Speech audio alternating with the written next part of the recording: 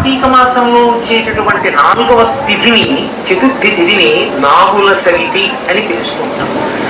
నాగులను పూజ చేస్తారు ఆ రోజున. పావుకి పూజ. పావుని ఇంటికి తెచ్చుకోవడం అన్నది సాధ్యమయ్యే విషయం కాదు కాబట్టి పాము ఉన్న చోటుకి వెళ్ళి పూజ చేస్తారు. నాకు మీరు ఒక విషయం కొంచెం జాగ్రత్తగా ఆలోచించి చెప్పండి. సాధారణంగా నాగుల చవితి చెయ్యనటువంటి వాళ్ళు ఉంటారు. అన్ని వర్ణముల వారు చేస్తారు. అందరూ తలస్నానం చేస్తారు, చక్కగా పుట్టక పెడతారు, ఏదో అందులో గుడ్డు వేస్తారు, లేకపోతే చిమ్మిలి వేస్తారు, లేకపోతే చెల్లిడి వేస్తారు, లేకపోతే ఆవు పాలు పోస్తారు, ఆ పుట్ట చుట్టూ తిరుగుతారు, పిల్లా పాపలతో నమస్కారం చేస్తారు, ఇంటికి వచ్చేస్తారు. పావుని పూజ చేసేటప్పుడు ప్రకటనంగా ఒక మాట అడుగుతారు పుట్ట దగ్గర నిలబడి. ఎందుకు అడుగుతారు అంటే దానికి కారణం ఉంటుంది. నాగమును దేవతగా భావన చేసి పూజ చేసి ఆ పుట్ట దగ్గరికి వెళ్ళి అది తినే పదార్థములను ఆ పుట్టలో సమర్పణం చేసి ప్రదక్షిణం చేసి నమస్కరించి ఆ గోవుని అక్కడ ఉన్నటువంటి ఆ పావుని ఒక విషయం అడుగుతారు. లౌకికంగా చాలా నాగరికమైనటువంటి సంస్కృత భాషలో చెయ్యవలసినటువంటి శ్లోకములు కాకుండా చాలా తేలిక భాషలో అందరూ అడిగేటటువంటి రీతిలో అడుగుతారు. అందుకే నాగుల చవితికి ఉన్న విశేషం ఏమిటంటే దానికి ఏదో సంస్కృత పూజా విధానం ఏమి ఉండదు. వీళ్ళందులో పాలు పోసేస్తారు, అక్కడ నిలబడి ఓ మాట అడుగుతారు. నన్నేలు నా గన్న నా కులము నీలు, నా ఇంటి నీలు, నన్ను కన్నవారి నీలు, నా ఆప్తులను ఏలు, పడగ తొక్కితే పగవాడనుకోకు, నడుము తొక్కితే నావాడనుకో, తోక తొక్కితే తొలగితూ వెళ్ళిపో, ఈ నూకల్ని పుచ్చుకో మూకల్ని పిల్లల మూకల్ని పుచ్చుకో మూకల్ని పిల్లల మూకల్ని. సంతానకారకుడు నాగదేవత. నాగదేవత అంటే సుబ్రహ్మణ్యుడు. అందుకే పురుష వీర్యమునందుండేటటువంటి సంతానోత్పత్తి కారక కణములు సర్పరూపంలో తిరుగుతూ ఉంటాయి అని మనకి పెద్దలు చెప్తారు. నేను ఈ మధ్య ఒక సైంటిఫిక్ జర్నల్లో ఆర్టికల్లో కూడా చదివిన విషయాన్ని. సర్పరూపంలో తిరుగుతాయి. అది నాగదేవతానుగ్రహం ఉంటే. అందుకే సుబ్రహ్మణ్యుడి యొక్క నామాల్లో వంశవృద్ధికారకాయ నమః అని ఒక నామం అయింది. ఆయన వంశాన్ని నిలబెడతాడు సంతానకారకుడై. అటువంటి సుబ్రహ్మణ్యుడిగా భావన చేసి నాగం దగ్గరికి వెళ్ళి ఆ పావు ఉన్నటువంటి పుట్టలో పాలు పోసి వేడుకుంటారు. పావుని పూజ చేయడం అన్నది అసలు ఎంతవరకు సాధ్యమయ్యే విషయం. అది నిజంగా త్రికరణ శుద్ధిగా అంటే నిజంగా పావు బయటకు వచ్చిందనుకోండి, ఎవరైనా నిలబడతారా? అక్కడ నిలబడరు కదా. ఇక భక్తి అన్న మాట దాన్ని ఎలా కుదురుతుంది? ఎందుకు తీసుకొచ్చినట్టు అసలు ఈ నాగుల చవితి తిథి? దీనికి ఆంతరమునందు ఒక గొప్ప అభ్యున్నతి కారకం ఉన్నది. దాన్ని పట్టుకోగలిగితే చాలా గొప్ప విషయం. చూడండి, మీరు మన దేవతా స్వరూపాల్ని చూస్తే మన దేవతలందరూ కూడా నాగులను ఆభరణములుగా ధరిస్తారు, యజ్ఞోపవీతములుగా ధరిస్తారు, వడ్డాణములుగా పెట్టుకుంటారు. మీరు వినాయకుణ్ణి చూడండి, వడ్డాణంగా పావుని పెట్టుకుంటారు. అలాగే యజ్ఞోపవీతంగా నాగయజ్ఞోపవీతం కింద పావుని యజ్ఞోపవీతంగా వేసుకుంటారు. పరమశివుడు అసలు సరే పావులను ఆభరణములుగా తీసుకోవడం అనేటటువంటిది లోకంలో అన్ని చోట్ల ఉంది. దేవతలందరూ దాన్ని స్వీకరిస్తారు. అసలు దేవతలు ఎందుకు అలా స్వీకరించాలి? శ్రీ మహావిష్ణువు శేషశైనం మీద పడుకుంటారు, ఆదిశేషుడి మీద పడుకుని నిద్రపోతుంటారు. అసలు శ్రీవిల్లిపుత్తూరులో అయితే శ్రీకృష్ణ పరమాత్మ పక్కన శ్రీమన్నారాయణుడి పక్కన శేషుడు కూడా ఉంటాడు సమానంగా పీఠం మీద. దానికి ఒక కారణం చెప్తారు పెద్దలు. ఆయన శ్రీరంగంలో కళ్యాణం చేసుకున్నాడు. పెరియాళ్ళవారి యొక్క కుమార్తె అయినటువంటి గోదాదేవి చేసుకుంటే పెరియాళ్ళవారు పెద్ద హడావిడి చేశారు. నా కుమార్తెను నువ్వు ఇచ్చిన వాడివి, నువ్వే వివాహం చేసుకుని నీలో కలిపేసుకున్న వాడివి నువ్వే, నన్ను ఇంత అన్యాయం చేస్తావా అని. పోనీలేమయ్యా, నువ్వు చూసుకోవడానికి వీలుగా నీ ఊరే వచ్చి పెళ్లి చేసుకుని నీ ఊళ్ళోనే గుళ్ళో ఉంటాను. ఆయన ఇలా ఈ మాట చెప్పగానే శేషుడు ఆయన్ని తీసుకొచ్చాడు.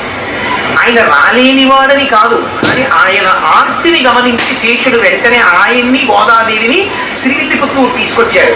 శ్రీవిల్లిపుత్తూరులో కళ్యాణం అయింది. అందుకే శ్రీవిల్లిపుత్తూరు వెళ్ళిన వాళ్ళు గమనిస్తారు, గోదాదేవి, భగవానుడు, పక్కన శేషుడు కూడా ఉంటాడు. కాబట్టి శేషుడు పాము రూపంలో భగవంతుణ్ణి సేవిస్తూ ఉంటాడు. ఇంతమంది దేవతలు కూడా పాముని ఆభరణంగా స్వీకరించారు. కానీ గమ్మత్తు ఏమిటంటే పాముకి వ్యతిరేకమైనవి, పాముకి బద్ధశత్రువులైన వాటిని కూడా వాళ్ళు వాహనములుగా ఆభరణములుగా స్వీకరించారు. మీరు చూడండి, పాముకి ప్రధానమైనవి ఆగర్భ శత్రువులైనవి రెండు. మొట్టమొదటిది గరుత్మంతుడు, గరుడ పక్షి. ఇప్పటికీ అంతే గ్రద్ద. గరుత్మంతుడు ఎంత ప్రబలమైన శత్రువో మళ్ళీ అంత ప్రబలమైన శత్రువు నెమలి. నెమలి పాము కనపడితే తన ముక్కుతో కొట్టి చంపేస్తుంది. అలాగే గరుడ పక్షి పాము కనపడితే తన గోళ్లతో తన్నుకుపోయి పామును తినేస్తుంది. గరుత్మంతుడు సర్పములను తింటాడు. ఇప్పటికీ గ్రద్దలన్నీ పామును తింటాయి. కాబట్టి ఇవి రెండు ఆగర్భ శత్రువులు. ఇవి కాకుండా మూడవది ఒకటి ఉంది, అది ముంగిస. కానీ ముంగిస పాముకి నిజానికి ఆగర్భ శత్రువు కాదు. రెండు తిరుగుతూ ఉంటాయి. ముంగిస పాము ఎదురుగుకుండా తటస్థపడితే మాత్రం ముంగిస పామును చంపేస్తుంది. నిర్భయంగా పాము ఎక్కడ ఉంటుందో ముంగిస కూడా అక్కడే ఉంటుంది. అది బొరియలో ఉంటుంది, ఇది బొరియలో ఉంటుంది. అది దీనికి ఎదురొస్తే మాత్రం ముంగిస పామును చంపుతుంది. చిత్రం ఏమిటో తెలుసా? పాముకి బద్ధ శత్రువులు ఎవరో వాళ్ళని కూడా దేవతలు తమకి వాహనములుగా తీసుకుంటారు. మీరు చూడండి, శేషుడి మీద పడుకుంటాడు, గరుత్మంతుడి మీద తిరుగుతాడు. ఇద్దరూ ఆయనకి అత్యంత అనుకూలమైన వాళ్ళే. ఓన్లేండి, శేషుడి మీద పడుకుంటాడంటే ఆయన బెడ్రూమ్ కదా, బాగా అర్థం అవ్వాలంటే. లోపల ఎక్కడో కదా ఉంటుంది మంచం. వాహనం ఎక్కడ ఉంటుంది? గదుల్లోకి రాదుగా, బయట ఉంటుంది. కాబట్టి ఇప్పుడు గరుత్మంతుడికి శేషుడికి ఎదురెదురు పడే అవకాశం లేదు కదా అంటారేమో. అలా కుదరదు. ఎందుకంటే శేషుడు గొడుగై నిలబడుతూ ఉంటాడు. మరి గొడుగై నిలబడిన వాడు బయటున్న గరుత్మంతుడి దాకా రావాలి. గరుత్మంతుడి మీద ఎక్కే కూడా శేషుడు పడగబట్టాలి గొడుగ్గా. పైగా వింజావలు తీస్తూ ఉంటాడు, ఎన్నో సేవలు చేస్తూ ఉంటాడు. మరి గరుత్మంతుడు ఎదురుగుండా ఉండగా శేషుడు ఎలా చేయగలడు? అసలు శ్రీ మహావిష్ణువు ఇద్దరిని ఎలా తీసుకోగలిగాడు?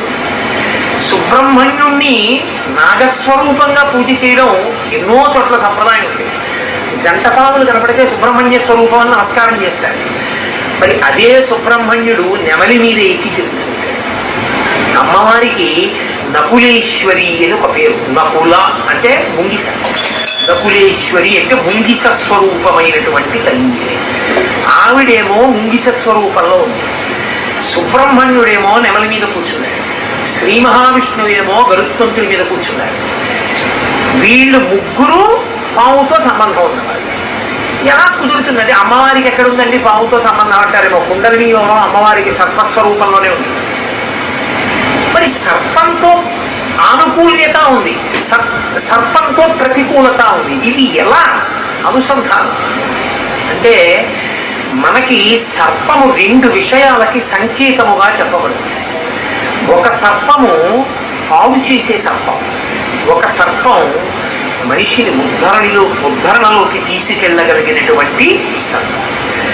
ఏ సర్పం పాడు చేస్తుంది అంటే, మనిషిలో ఉన్నటువంటి తేజస్సుని కేవలముగా ఇంద్రియ లౌల్యము కొరకు తనకన్నా భిన్నమైనటువంటి లింగస్వరూపమునందు కలిగినటువంటి అనురక్తి చేత తన తేజస్సుని చాలా ఎక్కువగా క్షయం చేసేసుకునేటటువంటి వాళ్ళు, పోగొట్టుకునే వాళ్ళు ఎవరు ఉంటారో వాళ్ళు బ్రహ్మమునందు నిలబడలేదు, యోగమునందు నిలబడలేదు, తేజస్సుని పొందలేదు, ధారణలో ఉండలేదు, జ్ఞాపక శక్తి ఉండదు. అటువంటి వారెవరో వారి ఎందున్నటువంటి పాము తేజస్సుని క్షీణం చేసే పాము అంటారు. అది కుండలినిలో పడుకుని ఉంటుంది ఎప్పుడు, మూలాధార చక్రంలో. పైకి లేవలేదు అని గుర్తు ఆ పాము. ఆ సర్పం ఏదైతే ఉందో అది తేజస్సునంతటినీ కూడా అధోముఖంగా కిందకి వెళ్ళిపోయేటట్టు చేస్తుంది. దాని వలన భగవంతుణ్ణి చేరుకునేటటువంటి దిశగా వెళ్ళలేదు. రెండవ పాము ఉద్ధరణ కల్పించగలిగిన పాము. ఈ ఉద్ధరణ కల్పించగలిగిన పాము భగవంతుని యందు నిష్ఠతో, భగవంతుని యందు సేవ చెయ్యాలని బ్రహ్మచర్యమునందు పూనికతో నిలబడగలిగి ఉంటాడు, భగవద్భక్తితో నిలబడి ఉంటాడు. అలా నిలబడిన వాడు తేజస్సుని ఓజస్సుగా మార్చుకుంటాడు. అలా మార్చుకోగలిగినటువంటి వాడెవరున్నాడో వాడు మనిషిని ఉన్నత పదం వైపుకి నడిపించగలిగినటువంటి సర్పానుగ్రహమును పొందినవాడు అని గుర్తుంది. అందుకే ఎక్కడెక్కడ మనిషి ఇంద్రియముల యొక్క సుఖములను, ఇంద్రియ లౌల్యములకు లొంగిపోతూ ఉంటాడో అక్కడక్కడ భగవతి యొక్క అనుగ్రహాన్ని పొంది మళ్ళీ ఆ తేజస్సుని తన జన్మ ప్రయోజనానికి వాడుకోగలిగినటువంటి స్థితిని పొందాలి అంటే దాన్ని భగవంతుడి వైపుకి తిప్పగలిగినటువంటి ఆ శక్తిని భగవంతుడి కొరకు వినియోగం చేయగలిగినటువంటి అనుగ్రహాన్ని పొందాలి అంటే మళ్ళీ భగవంతుడి కాళ్ళే పట్టుకోవాలి. అందుకే సుబ్రహ్మణ్యుడి కాళ్ళు పట్టుకున్నారనుకోండి, నెమ్మదిగా ఉండి చెడుపావుని చంపుతాడు. అంటే ఎప్పుడు ఇంద్రియముల యొక్క సుఖాన్ని కోరుకునేటటువంటి స్థితి నుంచి దాటిస్తాడు. అప్పుడు నెమలి పావుని చంపుతాడు. అంటే మిమ్మల్ని పాడు చేసే పావుని చంపగలిగినటువంటి స్థితిని దేవతలు మీకు ఇస్తారు. అందుకని ఆనుకూల్యతగా ఆభరణములుగా ధరిస్తారు. 2, గరుత్మంతుణ్ణి పంపాడనుకోండి, పావుని చంపుతుంది. గరుత్మంతుణ్ణి పంపడం అంటే, అయ్యా నేను ఇంద్రియముల యొక్క సుఖానికి వశుడనైపోతున్నాను, నేను భగవంతుడు నాకు ఇచ్చిన శక్తిని భగవదారాధనకి ఉపయోగించలేకపోతున్నాను, నువ్వు నాకు ఎలాగైనా సరే నా శక్తిని ఈశ్వరారాధనకు ఉపయోగించగలిగినటువంటి స్థితిని నాకు కల్పించు, ఇంద్రియ లౌల్యము నుండి నేను బయటికి వచ్చేటట్టుగా, నాకు నా మనస్సు స్థిరీకరింపబడేటట్టుగా నన్ను అనుగ్రహించు అని ప్రార్థన చేస్తే ఆయన గరుత్మంతుడిని పంపిస్తాడు. అందుకే గరుత్మంతుడు అమృతాపహరణం చేస్తాడంటే అమృతాన్ని కూడా తీసుకొస్తాడు. అంటే పాడు చేసే పావుని చంపి పనికొచ్చేటటువంటి పావుని మిగలుస్తాడు. దాని వలన యోగ శక్తి చేత అంటే పైకి వెళ్ళగలిగినటువంటి స్థితిని పొందుతాడు, యోగంలో ప్రవేశించగలుగుతాడు.